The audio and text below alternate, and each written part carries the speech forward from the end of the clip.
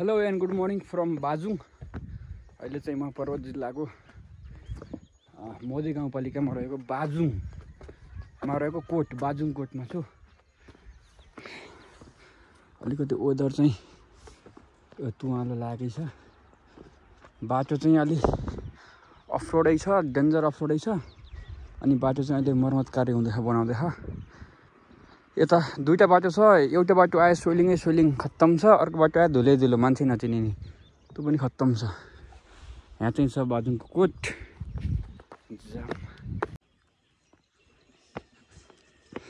सही रहेछ बाजुङको कोट। यसको इतिहास पनि अलि लामै छ। यता ठ्याक्कै चाहिँ गाउँहरू छ। त्यहाँ बाइक यहाँ राख्यो। आउनलाई हिजो बेलुका आएको। अनि यहाँ अगाडि गैरी गाउँ हो कि अनि ठाउँमा होमस्टे छ। पुरै यो काम गर्ने वर्कर सर्कलले चाहिँ होमस्टे अकुपाई गर्नुभयो रहेछ। त्यसपछि त्यहाँ पनि नपाएर उता खुइजुरी गयो। खुइजुरीमा पनि होमस्टे बनिसकेको रहन्छ। अथवा के हो त्यो सामुदायिक होमस्टे छ, तर अपरेटमा चाहिँ रहन्छ। त्यसपछि एकछिन यसो डुलेर बास मात्र दिनुहोस् लौ न हजुर हामीलाई भनेर अनि बास बसेर चाहिँ अनि रात कटाइयो। अनि आइयो यहाँ। सही रहेछ ल।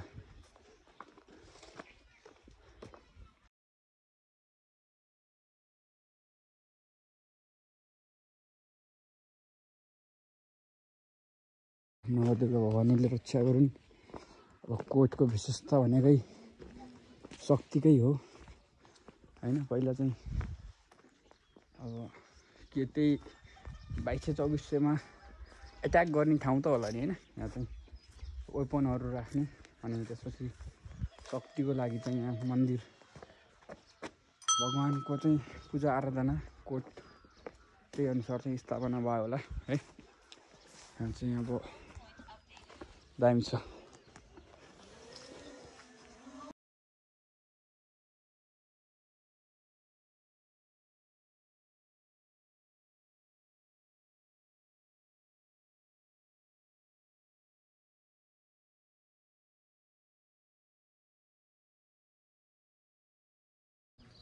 तल कुसमा फर्कने क्रममा यहाँ बाटोदेखि केही माथि चाहिँ एउटा शिवालय मन्दिर रहेछ। त्यहाँ पनि यसो दर्शन गरौँ भनेर त्यही छ त हौ मन्दिर त।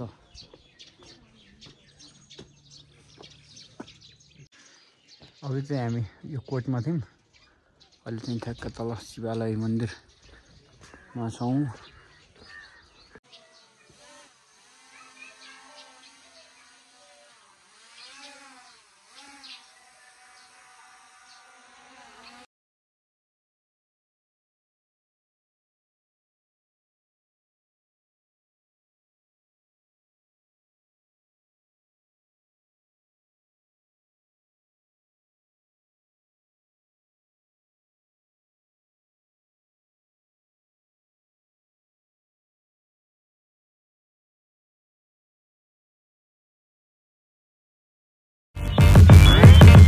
Damn.